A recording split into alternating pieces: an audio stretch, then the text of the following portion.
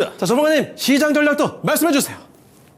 예, 안녕하십니까. 이종복입니다. 지금부터 마무리하는데 오늘 바로 아까 내가 얘기한 거. 그러니까 이종복은 말을 함부로 하거나 말을 막 하면 안 돼요. 대신 아까도 얘기했듯이 막 1,500명 돌파하고 2,000명 돌파하면 뭐 목표가 얘기하고 하는 것도 그 결국은 현실로 벌어질 수 있는 거예요. 무슨 얘기냐면은 오늘 마켓10 방송 때 나스닥 시장이 양호한 게 좀 당황스럽다라고 하면서 얘들도 만기 게임 때문에 올려놨을 가능성이 크다라는 얘기했거든요. 역시 오늘 미국 만기 게임 나오는 것 같네요, 여러분. 이렇게 미국이 밀려도 지금 야간장 선물이 마이너스 1p도 안 나오고 있는 것도 보면 참 대단합니다, 우리나라. 그래서 어쨌든 내가 아까도 얘기했듯이 내일 토트넘 23시에 축구하기 전에 8시에서 23시까지는 공개 방송할 거예요, 여러분. 종목 진단 해주고 시장 얘기 해줄 테니까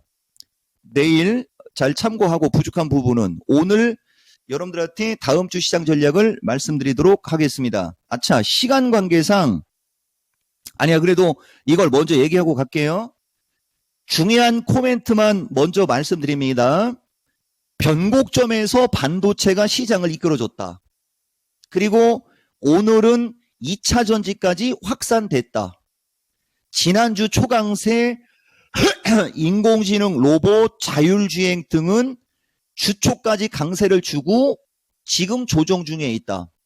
그 다음에 이제 오늘은 할 얘기가 많아요.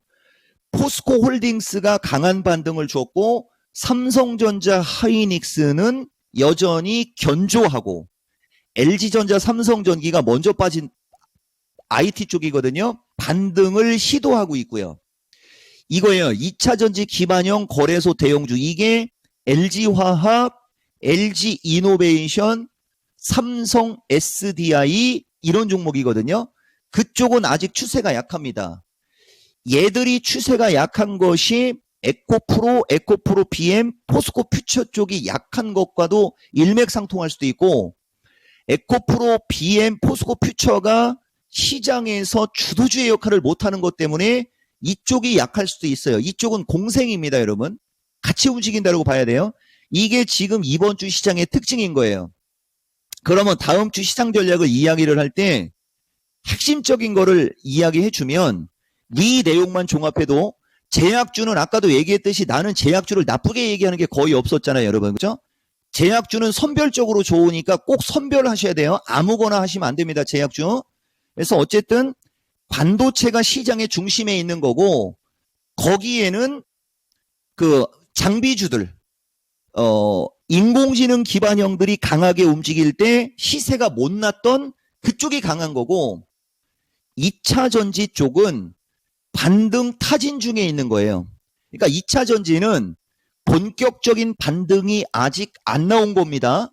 그러니까 2차 전지 쪽이 이번 주에 반도체 쪽이 세게 반등을 줬기 때문에 오히려 다음 주에도 시장이 비리비리하거나 시장이 불안불안할 때 오히려 2차 전지가 시장을 받쳐줄 수도 있어요. 이거 되게 중요한 얘기예요, 여러분. 대신 현재까지는 장비가 더 좋다. 현재까지는 장비가 좋은 거고 2차 전지가 다음 주에 연속적으로 반등을 줄 수도 있다. 요 얘기 한 겁니다. 그 다음에 인공지능, 로봇, 자율주행 등은 조정이 어느 정도 나오고 나면 요것도 내가 오늘 마켓10에서 얘기했던 거예요. 다시 반등 가능하다. 그러니까 이쪽이 조정을 줄 경우 다음 주 수요일과 목요일 날 올라갈 걸 기대를 하고 한번 저점 매수 타진을 하는 것도 나쁘지는 않다. 얘기해 준 거고 그 다음에 거래소 핵심주 차별화라는 말이 이제 그거예요. 아까도 얘기했듯이 삼성전자, 하이닉스하고 뭐 LG화학, LG이노베이션 등서부터 막 그런 종목들은 서로 다 이게 움직이는 게 달라요. 그래서 지수는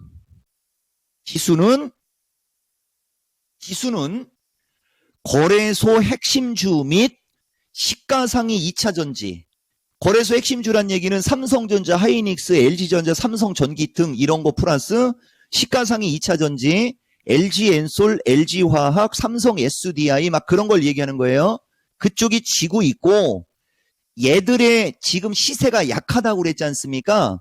지수는 346까지 왔고, 그러니까 지수 하단은 정해져 있고 이쪽이 약하니까 얘들이 세게 가면 지수도 어느 정도 안정적으로 움직일 거고, 단기간에 단기간에 급등했던 종목들이 눌려도 지수 저점은 확인이 되니 그 틈을 타 섹터별 종목이 수익을 주고 있는 거고, 이 수익률 게임은 그 추석 전까지는 계속 진행이 될 거예요, 아마. 근데 이제 추석 주는 우리가 다음 주에도 얘기할 수 있으니까 추석 전쯤에 가면 자금을 빼려고 하는 사람들이 많을 수도 있거든요. 그럼 오히려 개인들이 추석 때 자금을 쓰려고 자금을 빼면 그거 기관이든 외국인들이 그걸 사야 되거든요. 안 빠져요, 여러분. 개인들이 자금을 뺀다고 해서. 대신 아까도 얘기했듯이 2차 전지는 조금 불리한 거예요, 그런 게. 2차 전지 쪽은. 왜냐면 2차 전지 쪽은 기관 외국인보다는 개인들의 비중이 많기 때문에 그런 여러 가지 복합적인 게 있었던 거예요. 그렇지만 이제 가격 매력이 생겼기 때문에 이제 반등 시도가 나오는 거고, 반등 타진이 나오는 거고, 결국은 반등을 할 수 있다라고 본 거예요, 여러분. 그거 참고하시고, 지수 밴드 쪽에서 한 번씩 읽어보시고 추석 선물 드릴 거라고 했으니까 이 얘기를 먼저 해드릴게요. 저쪽 가기 전에 이번에 말이 어렵다. 그러면 종합 350에서 353 부근에 단기간에 어느 정도 좀 급등한, 아까 제약주도 있었고 반도체도 있었잖아요. 어느 정도 급등한 것은 일부 정도는 좀 차익 실현하시고요. 아까 동진이서부터 바닥에 있는 아직도 못 올라간 쪽은 팔면 안 되고 보유하라는 얘기입니다. 아시겠죠? 요거 꼭 참고하시고 요걸 갈게요. 우리나라 시장에서 이 360이라는 지수대라는 이 지수대는 하락을 기점으로 해서 만들어진 추세대로 여기가 2022년, 2023년 최근 2년 내 가장 중요한 저항권인 지수대가 선물 기준에 360이고 여기 380 부근 있지 않습니까? 여기는 우리나라의 역사적 변곡점의 저항권이에요. 그러니까 주식시장이 만약에 긍정으로 가게 되면 이 360을 뚫어버리면 여기가 확 열린다는 얘기예요. 근데 이제 이걸 뚫고 갈지 안 뚫고 갈지서부터 이런 것은 지속적으로 이토마토 방송 보세요. 내가 여러분들한테 얘기해 주는 것은 이게 핵심적인 거고, 단기적으로는 아까 얘기한 대로 요선, 여기 있는 거, 여기가 350에서 353짜리가 될 겁니다. 요 저항선 정도만 여러분들이 알고만 있어도 주식 투자에 상당히 도움이 되실 겁니다. 그리고 지금 얘기하는 요 자리가 그냥 자연스럽게 시장이 움직이는 저항선이다. 그리고 지지는 340에서 337 정도 보면서 박스권 보고 FOMC 변곡점 보시면 돼요. 뭔 얘기인지 모르겠다. 기준가 원칙이 있는 사람들 지속적으로 수익 날 수 있다. 수익 낸다. 기준가 원칙이 조금 불리한 분들 350에서 353 언저리가 단기적으로 좀 올라간 주식 약간 줄이는 자리다. 이런 말씀 드렸습니다.